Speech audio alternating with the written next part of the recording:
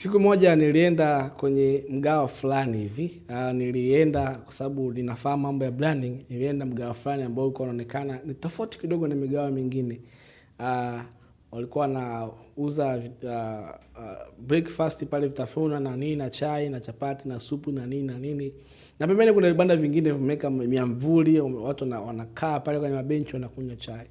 Sasa mimi nikasema ngoja nione. Mbona kila siku watu wanaingia huko ndani wanakunywa chai? Kwani kuna kitu gani cha ajabu? Ngoja na mimi nikanywa chai.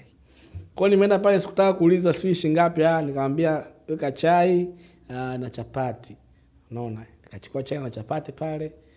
Lakini wakati naingia mule ndani, jinsi palivyokuwa panaonekana, unaweza kusema hii humu ndani ni pa kawaida kweli ndani. Tayari nimeshaanza kubadilisha mindset yangu, perception yangu nilivyokuwa nachukulia.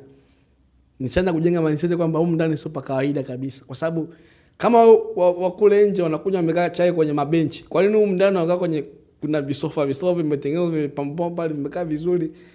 Kwa nini watu wakimbilia huko ndani wanaenda kule nje? Unaona? Kwa hiyo wakati namaliza kunywa chai pale, nikauza bei. Bei ilikuwa ni juu. Sitaki kusema ilikuwa ni shilingi ngapi bei ya chai na chapati. Lakini kutoka kule nje chai 200, lakini ukiingia ndani chai ni bei yake tofauti kabisa. Chapati za nje ni zile zile, gao ni ile ile. Wakati mwingine hata kuna mama anataka anapika vizuri nje pale, lakini ukiingia huko ndani kwenye hiyo kimgawa, bei ni tofauti kabisa. Kwa sababu gani? Perception.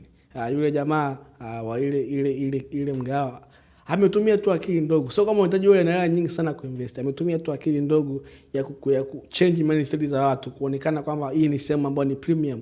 Watu ambao ni wanaonekana watu ambao ni wenye pesa watakuwa juu hapa. Na ni visofa vya kawaida sana. Ameweka vibao hivi na hivi.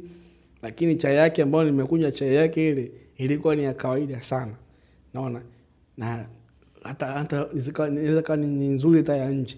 Lakini ukitoa hela ukiambiwa gharama ya hii chai ni kiasi fulani, lazima utaamini. Kwa sababu gani? Kwa sababu ya mazingira uliotengenezewa. That is a perception. Na hiyo ni skills au power of branding. Mtazamo wa watu juu ya biashara yako inaamua gharama, cost za service ambazo unazitoa.